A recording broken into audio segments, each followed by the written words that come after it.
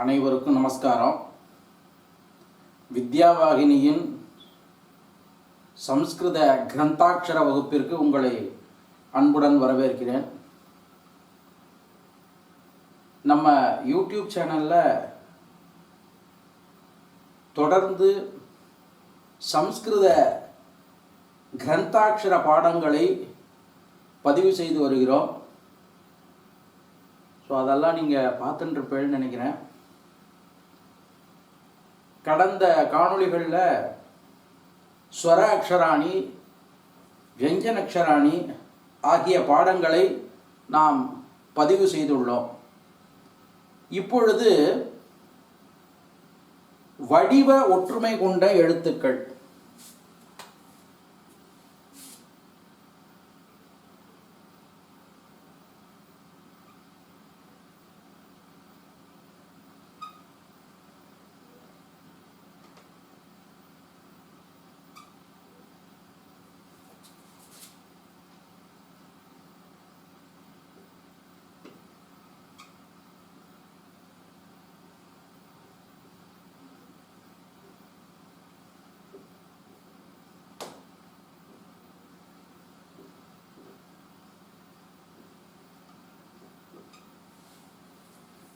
வடிவ ஒற்றுமை கொண்ட எழுத்துக்கள்ங்கிற பாடத்தை நம்ம இப்போ பார்க்க இருக்கோம்.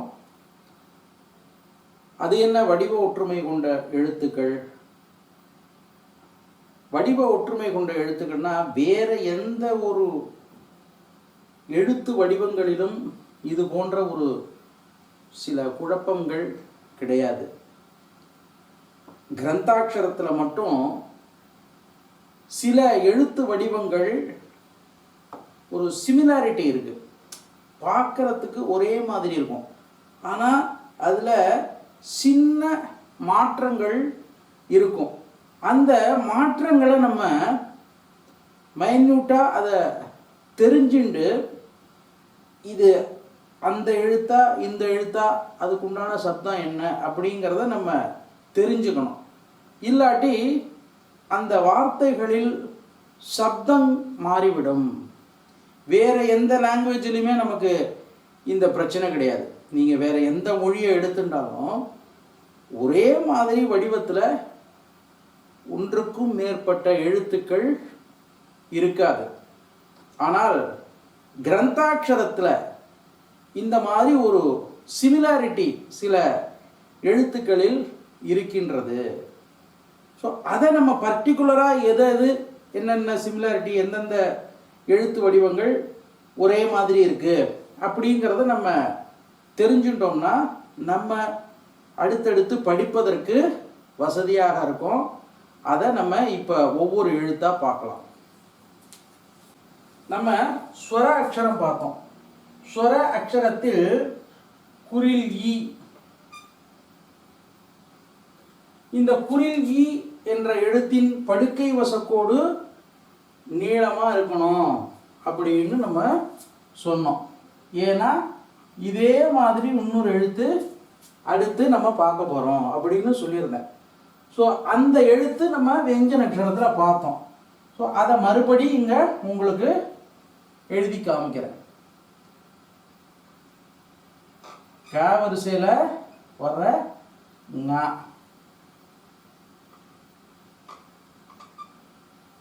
ங. இது குறில் ஈ, இது ங. இது ரெண்டுக்கும் என்ன வித்தியாசம்? குறில் ஈல படுக்கை வசக்கோடு சற்று நீளமாக இருக்கிறது. ஞால அந்த படுக்கை வசக்கோடு சிறியதாக இருக்கிறது. கூடுதலாக ஒரு வெர்டிக்கல் லைன் அடையாள குறியீடு கூடுதலாக இருக்கு. இது ரெண்டும் தான் இதுக்குண்டான ஒற்றுமை மற்றும் வேற்றுமை. ஸோ அடுத்ததாக நெடில் ஈ.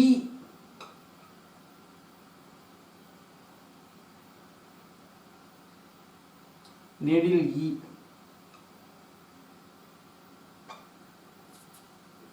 இதே மாதிரி இருக்கிற எழுத்து வியஞ்சன அக்ஷரத்தில் ர. ஸோ இதுக்கு ரெண்டுலையும் என்ன வித்தியாசங்கிறது உங்களுக்கே நான் சொல்லாமல் தெரியும். இது ரெண்டுலையும் இந்த சிறிய வட்டங்கள் இந்த ரால கிடையாது, நெடில் ஈல இருக்கிறது.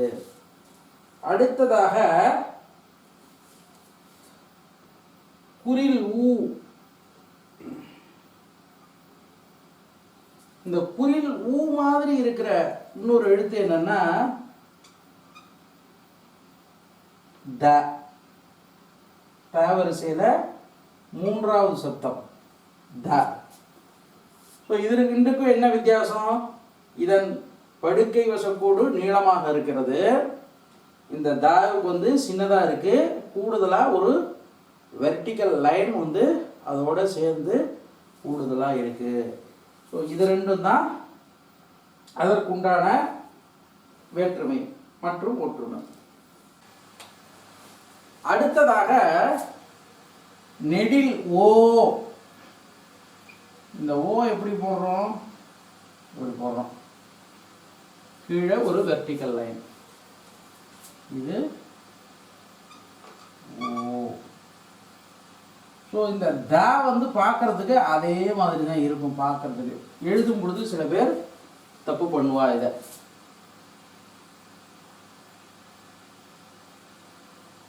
இங்கே பார்த்தது தான் மறுபடியும் இங்கே வருது. இந்த ஓவை பொறுத்த வரைக்கும் நம்ம நல்லா இந்த இடத்த வளைச்சு இந்த வெர்டிக்கல் லைன் போடணும்.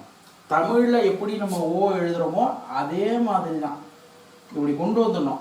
இந்த கீழே இருக்கிற போர்ஷன் மட்டும் கிடையாது. ஸோ அது வரைக்கும் நம்ம தமிழில் எழுதுகிற மாதிரியே எழுதிட்டு இங்கே ஒரு வெர்டிக்கல் லைன் போட போகிறோம். ஆனால் த அப்படி கிடையாது. ஊ எழுதுகிறோம் இல்லையா, தமிழ்லேயே நமக்கு ஊ எழுதுவோம். ஆனால் அந்த படுக்கை வசை போட லென்த்தாக போடாமல் சின்னதாக போட்டுட்டு ஒரு வெர்டிக்கல் லைன் போடணும். இதுதான் அதுக்கு உண்டான வித்தியாசம்.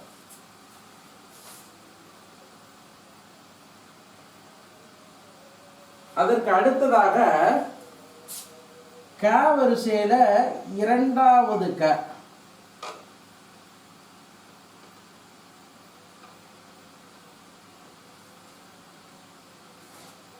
அடுத்து வா. வா. ஸோ இது ரெண்டும் கிட்டத்தட்ட ஒரே மாதிரி இருக்கும். அதை நம்ம கவனிச்சு அதை படிக்கணும். எழுதும் பொழுதும் தவறு இல்லாமல் எழுதணும். அடுத்ததாக க, மூன்றாவது க.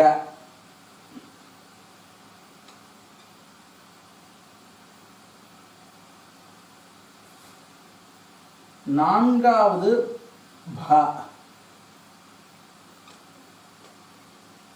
ஏன்னா இதுல ரெண்டுலையுமே இந்த மாதிரி வளைச்சு எழுதுறோம். ஆனா இது முன்னாடி பாவை பொறுத்த வரைக்கும் லக்ஷ்மிக்கு வர்ற லா மாதிரி வந்து இந்த பின்பகுதி இப்படி வருது. ஆனால் இது வெறும் யூ மாதிரி போட்டுட்டு பின்னாடி பகுதி அப்படியே வளைச்சு வந்துடுது. அதுதான் வித்தியாசம் அதுக்கு இருக்கும். அடுத்ததாக ச. ச மாதிரியே கிட்டத்தட்ட பா இருக்கு. கிட்டத்தட்ட அதே மாதிரி தான் எழுதுறோம். அதே மாதிரி இரண்டாவது ச. இரண்டாவது ச பின்னாடி யூ மாதிரி வளைச்சு போடுறோம். ச ரெண்டு. இரண்டாவது பாவும் அதே மாதிரி பின்னாடி யூ மாதிரி கொண்டு வரோம். பா ஒன்று, பா ரெண்டு. ஸோ இது ரெண்டுக்கும் உங்களுக்கு சிமிலாரிட்டி தெரியும். இது ரெண்டும் என்ன வித்தியாசம் இதுக்கும் அதுக்கும் என்ன ஒற்றுமை இருக்குது, அந்த வடிவத்தில் என்ன ஒற்றுமை இருக்குது அப்படிங்கிறத நம்ம ஈஸியாக புரிஞ்சுக்க முடியும். அடுத்ததாக நான்காவது த. இந்த த வந்து யூ மாதிரி போட்டுட்டு ஒரு ஆர்க் மாதிரி வளைச்சு போடுறோம். நான்காவது த. யா வந்து கிட்டத்தட்ட அதே மாதிரி தான் இருக்கும். ஆனால் யா வந்து இந்த மாதிரி போடக்கூடாது. ஒரு யூ மாதிரி போட்டுக்கணும். போட்டுட்டு இங்கே வந்து படுக்கை வசக்கோடு ஸ்ட்ரைட்டாக இருக்கணும், செங்குத்து கோடு ஸ்ட்ரைட்டாக இருக்கணும். ஆனால் இங்கே வந்து அப்படியே வளைவாக இருக்கு. ஆனால் இங்கே வந்து நம்ம ஸ்ட்ரெயிட்டாக போடணும். ஆனால் தமிழில் நம்ம எப்படி வேணாலும் போட்டிருக்கலாம். ஏன்னா தமிழில் இதே மாதிரி இன்னொரு எழுத்து கிடையாதுங்கிறதுனால நம்ம எப்படி நம்ம ஸ்ட்ரோக்கு எழுதினா கூட அது வந்து நமக்கு இது யாராங்கிறது தெரிஞ்சிடும். ஆனால் இங்கே வந்து அப்படி கிடையாது. தா இருக்குது, தாவோட வடிவம் மாதிரியே யா இருக்குது. ஸோ அதனால் வந்து நம்ம இதுக்கும் அதுக்கும் வித்தியாசம் என்னங்கிறத புரிஞ்சுட்டு இதை நம்ம யாவை கொஞ்சம் சரியாக போடணும். அதுதான் வந்து நம்ம முக்கியமாக கவனிக்க வேண்டியது. அடுத்ததாக மூன்றாவது பா.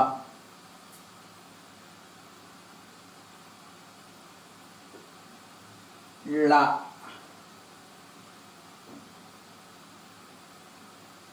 இந்த மூன்றாவது பாக்கு வந்து வெர்டிக்கல் லைன் வருது. லாக்கு அந்த வெர்டிக்கல் லைன் இல்லாமல் படுக்கை வசக்கூடு மட்டும் இருக்கு. ஸோ இதுதான் இதுக்குண்டான சில வடிவ ஒற்றுமைகள். குறில் ஈயும் ஞாவும் கிட்டத்தட்ட ஒரே மாதிரி இருக்கும். நம்ம அதோட விஷயத்தை புரிஞ்சுக்கணும். அதே மாதிரி நெடில் ஈயும் ராவும் ஒரே மாதிரி இருக்கு. குறில் ஊவும் தாவும் ஒரே மாதிரி இருக்கு. நெடில் ஓவும் தாவும் ஒரே மாதிரி இருக்கு. கொஞ்சம் பார்த்து எழுதணும் அதை. அதே மாதிரி இரண்டாவது காவும் வாவும் ஒரே மாதிரி இருக்கு. இந்த மூன்றாவது க, நான்காவது ப. அதே மாதிரி ச ப, ச ப, த ய. அடுத்து இது ப ல. இதை எழுதிக்கின்றோம்.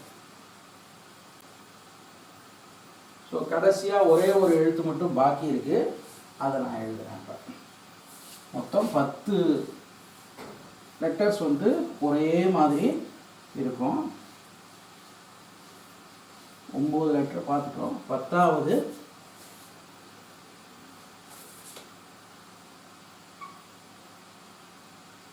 பா,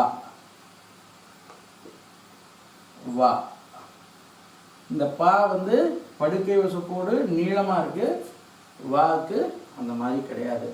ஸோ மொத்தம் 10 வடிவ ஒற்றுமை கொண்ட அந்த எழுத்து வரிசைகளை நம்ம இப்போ பார்த்தோம். இதற்கு அடுத்ததாக நம்ம உச்சரிப்புலையும் சில தவறுகளை பல பேர் பண்ணுறாங்க. இந்த உச்சரிப்புகளை சரியாக உச்சரிக்கணும். அது எந்தெந்த உச்சரிப்புகள் வந்து சரியா இல்லை அப்படிங்கிறத பல பேர் தவறு பண்ணுறாங்க அப்படிங்கிறத நான் இங்கே உங்களுக்கு சொல்கிறேன். பொதுவாக வந்து ங, இது வந்து ங. உதாரணத்துக்கு தமிழில் வந்து ஒரு வார்த்தை எழுதணும்னா இங்கனம்,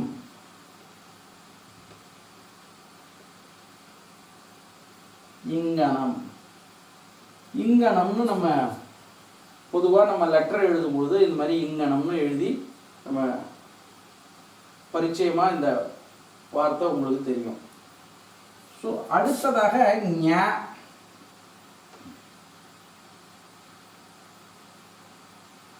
இது வந்து ஞாயிறு,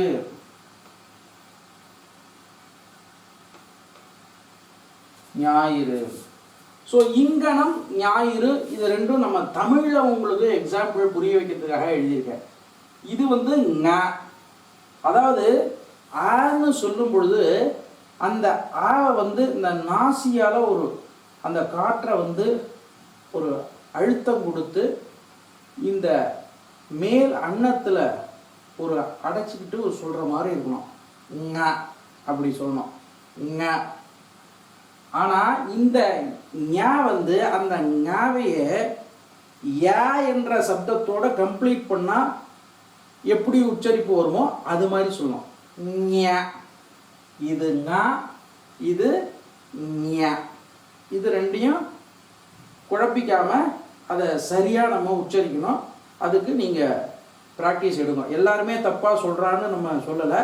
பட்டு என்னோட அனுபவத்தில் பல பேர் இந்த ஞாவையும் சரியாக உச்சரிக்காமல் தவறு செய்கிறாங்க. காரணம் என்னென்னா இந்த ஞா வந்து அதிகமாக நமக்கு வார்த்தைகளில் புழக்கத்தில் இல்லை, ரேராக தான் வருது. அப்படிங்கிறதுனால அதில் உச்சரிப்பு பிழை பல பேருக்கு ஏற்படுது. அதனால் ஒன்றும் தப்பு கிடையாது. அதை சரி பண்ணிக்கோங்க. எப்படி அதை உச்சரிக்கணுங்கிறத புரிஞ்சுட்டு அதை சரி பண்ணிக்கோங்க. அடுத்ததாக சம்ஸ்கிருதத்தை பொறுத்த வரைக்கும் இந்த சாங்கிற சப்தம், இந்த சப்தத்தை அடிப்படையாக கொண்ட சப்தங்கள் நமக்கு நிறைய வருது. முதல்ல இது ப்ராப்பரா ச. ஸோ இந்த சாலே 4 சப்தங்கள் இருக்கு. ச, ச, ஜ, ஜ, அந்த 4 இருக்கு. ஆனால் பல பேர் வந்து இந்த ச, இது வந்து ச, அடுத்து சரஸ்வதி ச, இது சிவன் ச, இது சரஸ்வதி ச. இந்த 3 சப்தங்களிலும் ஒரு சிமிலாரிட்டி இருக்கு. அதை வந்து பல பேர் வந்து தவறா உச்சரிக்கிறாங்க. இந்த ச வந்து தமிழ்ல வர்ற ச, இதுக்கு நமக்கு ஆல்ரெடி பரிச்சயமான தமிழ் வார்த்தைகள் நமக்கு நிறைய தெரியும். அதனால இதை உங்களுக்கு பெருசாக புரிய வைக்க வேண்டிய அவசியம் இல்லை. ஆனால் இந்த 2 சப்தங்களுக்கும் இதுக்கும் சம்பந்தம் கிடையாது. நம்ம சாவை வந்து சான்னு சொல்லக்கூடாது, இந்த ஷாவை வந்து இது மாதிரி சொல்லக்கூடாது, இந்த ஷா மாதிரி சொல்லக்கூடாது. ஸோ இது எப்படி சொல்லணும் அப்படின்னாக்க, இந்த சா பொறுத்த வரைக்கும் நம்ம எப்படி சொல்லணும்னா ஒரு ஹஸ்கி சவுண்டோட வரணும். ஷ, ஷ, இது வந்து ச, சரஸ்வதி அப்படின்னு சொல்லும்போது வரக்கூடிய சப்தம் இது ச. இது சிவன் அப்படின்னு சொல்லும்பொழுது வரக்கூடிய ஷ. ஸோ இந்த 3 சப்தங்களிலும் உண்டான அந்த ஒற்றுமையை நம்ம புரிஞ்சுட்டு அதில் என்ன சிறு மாற்றங்கள் இருக்குது அப்படிங்கிறத தெரிஞ்சுட்டு அதை கவனமாக நம்ம உச்சரிக்கணும். ஸோ இன்றைய பாடத்தில் நம்ம வடிவ ஒற்றுமை கொண்ட எழுத்துக்களை அடையாளப்படுத்தி அதை பார்த்தோம். அதை நீங்கள் கவனமாக மறுபடி போட்டு பார்த்து எழுதி தனியாக ஒரு நோட் புக்கில் எழுதி அதை வந்து நீங்கள் ப்ராக்டிஸ் பண்ணுங்க. அடுத்ததாக இந்த சவுண்டில் இருக்கிற சிமிலாரிட்டியும் நம்ம உங்களுக்கு எக்ஸ்பிளைன் பண்ணோம். இதெல்லாம் உங்களுக்கு ரொம்ப பயனுள்ளதாக இருக்கும். ஸோ அடுத்து நம்ம சேனலை வந்து எல்லோரும் தொடர்ந்து ஃபாலோ பண்ணுங்க. நம்ம யூடியூப்பை பொறுத்த வரைக்கும் தொடர்ந்து நம்ம காணொளிகளை பதிவு செய்ய போகிறோம். ஸோ இது வந்து ஒரு கோர்ஸ் மாதிரி நீங்கள் வந்து ஜாயின் பண்ணிக்கலாம். நம்ம டிஸ்கிரிப்ஷனில் அதற்கு உண்டான லிங்கை உங்களுக்கு நான் அதில் கொடுக்குறேன். நம்ம ஒரு கோர்ஸ் மாதிரி இதை பேசிக் கோர்ஸு, அட்வான்ஸ்டு கோர்ஸுன்னு வரிசையாக நம்ம உங்களுக்கு பதிவு பண்ண போகிறோம். என்ன வீடியோ யூடியூப்பில் இருக்குது நம்ம பார்க்க போகிறோம், இதுக்கு எதுக்கு அது கோர்ஸ் மாதிரி ஒரு விஷயம் அப்படின்னு நீங்கள் நினைக்கலாம். அப்படி கிடையாது. இதை வந்து நீங்கள் ஒரு லைவ் செஷனில் இதெல்லாம் நம்ம படித்ததெல்லாம் கரெக்டா அப்படிங்கிறத, நம்ம சொல்கிற உச்சரிப்பெல்லாம் கரெக்டாங்கிறத நீங்கள் தெரிஞ்சுக்கணும். அடுத்து ஜஸ்ட் லைக் ஒரு வீடியோ பார்த்துட்டு அதை முடித்தோம் அப்படின்னு இருக்கக்கூடாது. இதை நீங்கள் எழுதி ப்ராக்டிஸ் பண்ணணும். ஸோ யாருக்கெல்லாம் இன்ட்ரெஸ்ட் இருக்கோ அவெல்லாம் நீங்கள் ஜாயின் பண்ணலாம். உங்களுக்கு வந்து எங்கள் வெப்சைட்டில் உங்களுக்கு ஒரு ஐடி வந்து நாம் க்ரியேட் பண்ணி கொடுப்போம். அதில் வந்து உங்களுக்கு ஒரு லிங்க் தருவோம். நீங்கள் வந்து இந்த யூடியூப் சேனலை பார்த்துட்டு அந்த ஐடியில் வந்து இருக்கிற லிங்க் மூலியமாக வரும்பொழுது அது உங்களுக்கு டேட்டு டைம்லாம் சொல்லுவோம். அந்த டைமில் ஒரு லைவ் செஷன் வைப்போம். ஸோ இது வந்து ஒரு வீக்லேயோ ஒரு அல்லது ஃபோர்ட்நைட்லேயோ 15 நாளைக்கு ஒரு தடவையோ வாரத்துக்கு ஒரு தடவையோ இருக்கும். இந்த பேசிக் கோர்ஸில் என்ன போர்ஷன் இருக்கோ அதெல்லாம் அந்த லைவ் செஷனில் உங்களுக்கு டவுட்ஸு இதெல்லாம் நீங்கள் வந்து கிளாரிஃபை பண்ணிக்கிறதுக்கு ஒரு வாய்ப்பாக நம்ம அதை கொடுக்க போகிறோம். கூடுதலாக இன்னொரு ஒரு விஞ்ஞாபனம் எல்லாருக்கும் ஒரு ரெக்வஸ்ட் என்னென்னா, பெரும்பாலும் இதுக்கு வயது தடையில் எல்லாரும் வந்து யாருக்கெல்லாம் இதை படிக்கணும்னு இன்ட்ரெஸ்ட் இருக்கோ அவெல்லாம் வந்து கண்டிப்பாக நீங்கள் இந்த கோர்ஸில் இணைஞ்சுக்கோங்க, தப்பு கிடையாது. கூடிய வரைக்கும் அவங்கவுங்க வீட்டில் இருக்கிற குழந்தைகள், அதாவது எழுத படிக்க தெரிஞ்ச குழந்தைகள், குறைஞ்சபட்சம் ஒரு 6th ஸ்டாண்டர்டு 5th 6th இந்த மாதிரி குழந்தைகளெல்லாம் இந்த மாதிரி பயிற்சியில் இன்வால்வ் பண்ண சொல்லுவாங்க. ஏன்னா நம்முடைய பாரம்பரிய இந்த மரபு சார்ந்த கல்வியை எல்லாரும் தெரிஞ்சுக்கணும். ஏன்னா நம்ம வந்து நம்மளுடைய அடையாளம் இது. அதனால் இது வந்து ஒரு ரெக்வஸ்ட்டு தான். நீங்கள் வந்து முடிஞ்சால் உங்கள் வீட்டு குழந்தைகளை இதில் வந்து பார்ட்டிசிபேட் பண்ண சொல்லுங்கள்.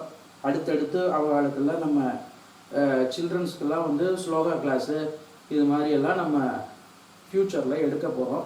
இப்போயும் சில பேர் வந்து ஸ்லோகா கிளாஸ் எல்லாம் பார்ட்டிசிபேட் பண்ணுறா. நம்மகிட்ட திவ்ய பிரபந்த கிளாஸு, அதுமாதிரி சஹஸ்ரநாமம், அது மாதிரியெல்லாம் எல்லோரும் பார்ட்டிசிபேட் பண்ணுறா. அது மாதிரி எதிர்காலத்தில் வாய்ப்புகள் நமக்கு நிறைய குழந்தைகளுக்கெல்லாம் சொல்லிக் கொடுக்கணும் அப்படிங்கிறது நமக்கு ஒரு அபிப்பிராயம். அதனால் எல்லாரும் இதில் பங்கேற்றுக்கணும்னு எல்லாருக்கும் பிரார்த்தனை பண்ணுறேன்.